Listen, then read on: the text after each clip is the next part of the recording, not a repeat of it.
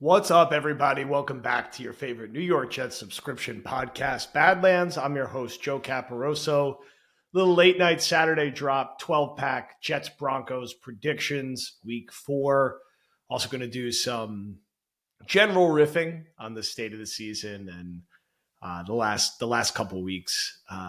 It's been a very eventful full September for the Jets. For myself, I've been on the road like crazy. It's why I look like a little bit like a homeless person right now. I haven't shaved and finally kind of regrounded back in the home studio.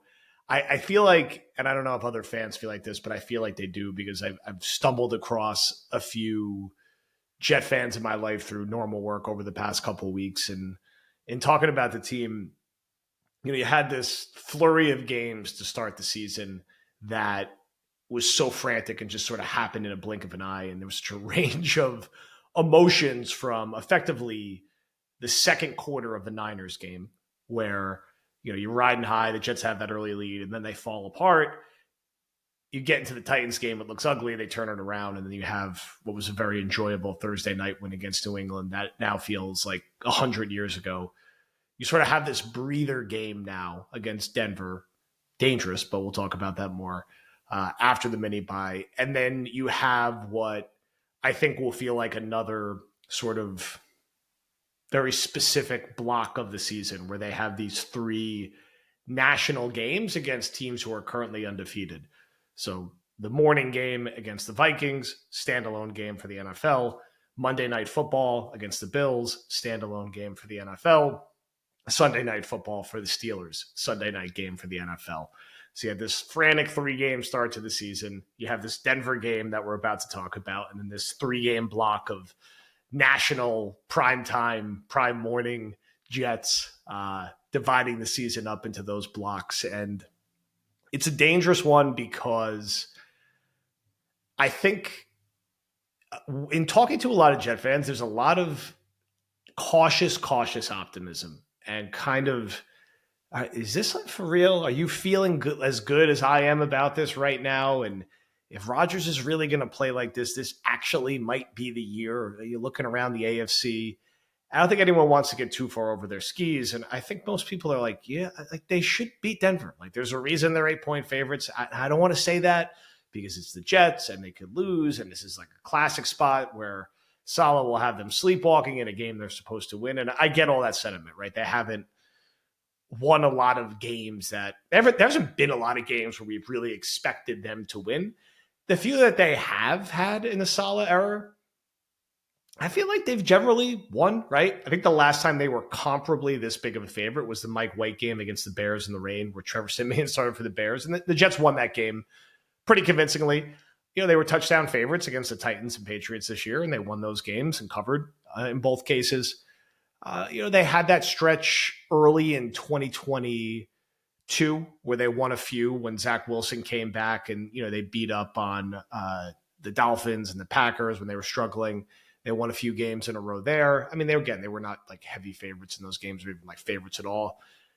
It's just an uncommon position. And I think Jet fans, there's like happy discomfort. I think everyone's happy, but is a little uncomfortable with the happiness and isn't ready to fully let go and embrace it. But I think there's just it's fun because there's a general undercurrent of excitement that I'm not used to hearing come through from fans when I talk to them, especially at this stage of the season. And that really is the Rodgers effect because all these other, recent years, it always would circle back to, how long can we make this work with Zach Wilson? How long can we make this work with Sam Darnold? How long can we make this Fitzpatrick magical run last? How long can we make this work with Geno Smith? With Rodgers, you know what Rodgers is. And we know if Rodgers is Rodgers, that he's going to be the best player on the field in a lot of weeks, including this week. And that's just something we're not accustomed to seeing in a Jets uniform. So I think that allows a little more excitement to break through in the conversations. And it's refreshing. And I think it's okay to have confidence going into a game like this. It does not mean that this game is not losable. It certainly is losable. This is the NFL. Every game is losable for every team. So you look at that like Raiders-Ravens game. We'll be looking at that game 6 weeks from now being like, how the hell did that happen? there's games like that happen in the NFL. And this could be one tomorrow at MetLife. I certainly hope it's not. You put that aside, this is a good matchup for the Jets. And they should win and they should cover. And I'm going to pick them to win and to cover. I think they're going to win this game by double digits. Does not mean I think they're going to be blowing Denver out the whole time. Could see the game being close at halftime.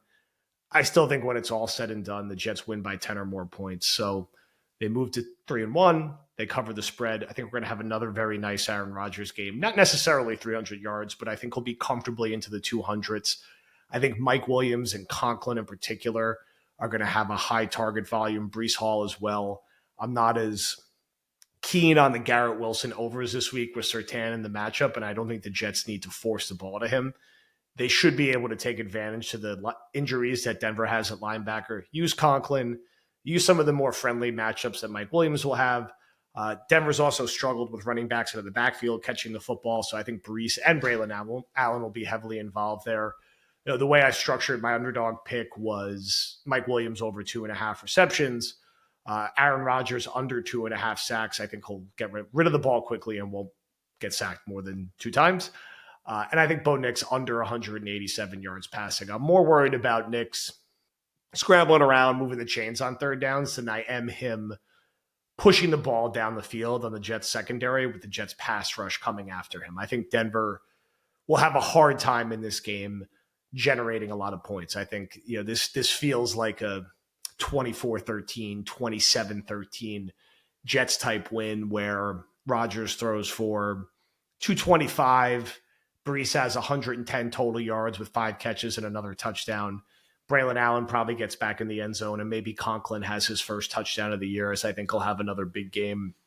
And again, I could see the Jets, it's like 10-7 at halftime close, and then they pull away in the second half. And on to more difficult and more challenging opponents. We'll see what Minnesota does this week, but the Jets very well could be underdogs in that game, underdogs at home against Buffalo, and then underdogs on the road against Pittsburgh, depending how the next few weeks go. So I'm looking forward to it. I think defensively, I don't think there's any reason that Will McDonald has to slow down, because it could get him on the board again with another sack. If you're betting on a Jet to get a sack, it's Will McDonald and Quinnen until proven otherwise.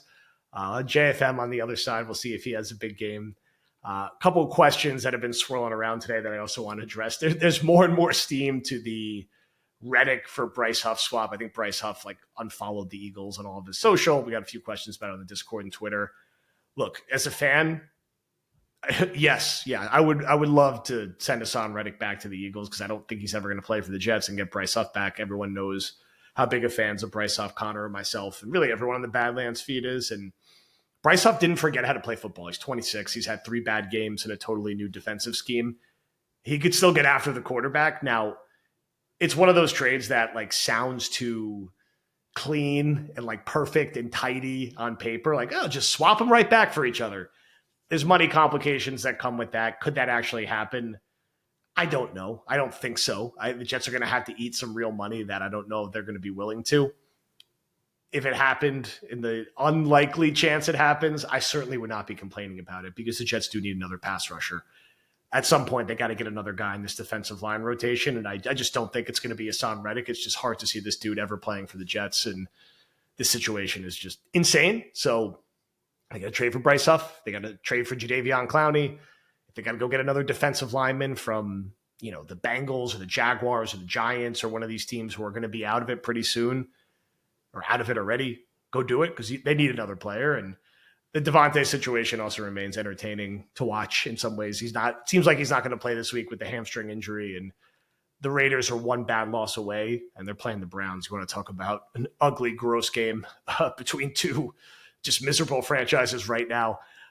They're probably one bad loss away from really looking at a hard fire sale, but let's see. It's early in the year. I don't want to get too crazy. I still remain bullish that something could happen there, but again, that does not impact Jets Broncos tomorrow, where this is, again, it's a Rodgers game. Rodgers off 10 days of rest. His numbers are very impressive. I think they outweigh Robert Saleh's concerns and struggles, and Saleh and the coaching staff have done a good job since the start of the second quarter in the Titans game. There's not really much to nitpick there. So the Jets are the better team. I'm not particularly impressed with anything Sean Payton has done since coming back. The Jets beat Denver in Denver last year with Zach Wilson pretty comfortably. I think they won that game by double digits. I think they're going to win. I think they're going to win by double digits, and I don't think it's being a homer or biased to think that in any way whatsoever. Picks get a little more complicated after that. I will say we're 3-0 in picking game outcomes here. We picked them to lose against the Niners and win the last two, and we're 2-1 against the spread. So decent start for the 12-pack. If you're going to tail the underdog bet, just use promo code Badlands. You'll get that deposit match, so take advantage of that. I got one right here. We have 4 of these left. We're going to bring a bunch of stuff to MetLife because I'm coming to Jets Bills. I'm going to be hanging all day, all night. I'm excited for that one. Some overdue hanging at tailgates with a lot of you. Grab one of those glasses, though. They're 20% off actually right now with promo code BEER10. Should be promo code BEER20, but it's BEER10. You get the 20% off. We have like 4 left, and I'm not going to schlep those to the stadium with some of our other gear that I'm going to be trying to hand out or sell when we get there. I'm excited they're playing again. It feels like it's been too long. We had so much fun with that Pats game. They needed the time away. It's good to get the 10 days after how their season started. It just feels like it's been so long since this team has played football. So I'm excited to see them back out there. Maybe that's famous last words. But, I think Rodgers is in a spot where he is going to get better and more comfortable week over week. Same with Mike Williams. Same with AVT. Same with Braylon Allen. Everyone, a lot of panic about, why isn't Corley involved? It's okay. They don't have to force it right now. There's only so many targets with the offense right now, especially with how Allen is involved as a running back and a pass catcher. When it makes sense, I think he'll eventually get a chance at a bigger role. Maybe he gets a chance at returner. I like the matchup for the Jets. So I don't know if everyone is seeing similar sentiment to the Jet fans in their life with the cautious optimism and just sort of, I haven't seen Jet fans carry themselves in this way since like 2010 is what I would say. 2015 was such a weird, like fever dream pieced together one season that I don't know if ever, and they were like 5-5 and they were very streaky that year. There's some 2010 energy here, which is exciting. Need to win, need to get to 3-1 and handle business and, stay up to keep pace with Buffalo, who has a hard game this week against the Ravens. But I think the Jets handle it. I hope there's a big crowd in MetLife. Hope we get some good weather. And excited to get out to MetLife myself sooner rather than later. We'll be there for the Monday Nighters. So thank you, everyone, for listening. Connor and I will be back tomorrow night with post-game reaction. We'll probably drop right before like Sunday Night Football. Normal full week of content hitting after that. As always, feed will be packed. Thank you, and we will talk to you soon.